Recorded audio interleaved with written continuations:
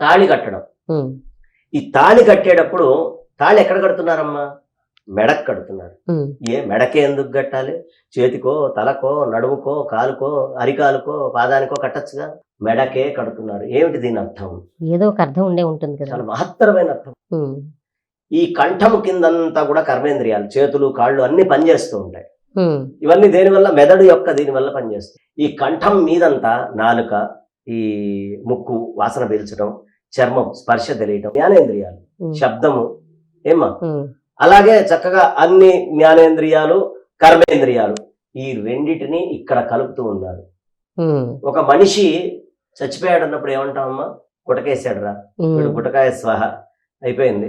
అవునండి. అంటే గుటక అనేది ఆగింది అంటే మనిషి పోయినట్టు లెక్క. ఉమ్, గుటకేసేదాకా మనిషి బతుకున్నాడు అంటే వాడి జీవం ఎక్కడ తెలుస్తుంది? ఇక్కడ తెలుస్తుంది. ఉమ్, ఇవాళ నుంచి నా జీవితం కాదు అంటున్నాడు మగవాడు. ఉమ్, మాంగళ్యం తంతునా నేనా మమ జీవన హేతునా.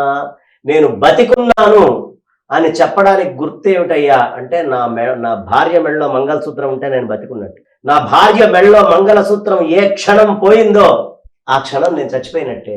ఉమ్, ఏది మంగళసూత్రాలు ఎవరు పెట్టుకుంటారు? నా మొగుడు చల్లగా ఉండాలి అని ఫ్రిడ్జ్ లో పెట్టానండి అంటున్నారు. కాదు కదా, అది మంగళసూత్రం అనేది మెడలో వేసుకోవాలి, చాలా జాగ్రత్తగా ఉంచుకోవాలి. సూత్రాలను తీసి ఎట్లా పడితే అట్లా పక్కన పడేయకూడదు. దానికి విలువ లేకుండా పోయింది అసలు సూత్రానికి. కాబట్టి ఆ మమ జీవన హేతున, నేను జీవించి ఉన్నాను అని చెప్పడానికి గుర్తుగా కంఠే బద్ధనామి సుభగే త్వం జీవ శరదాంశతం.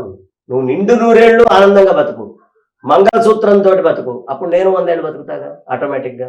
అంటే ఈ ఇద్దరు నా జీవితానికి నువ్వు గుర్తు, నీ జీవితానికి నేను గుర్తు అనుకుంటున్నారు. ఉమ్. ఇది ప్రతిజ్ఞ. అందుకనే పోయినప్పుడు అవి తీసేయటం, ఇవి తీసేయటం, ఇవన్నీ చేస్తారు. ఇది ప్రతిజ్ఞ అమ్మ.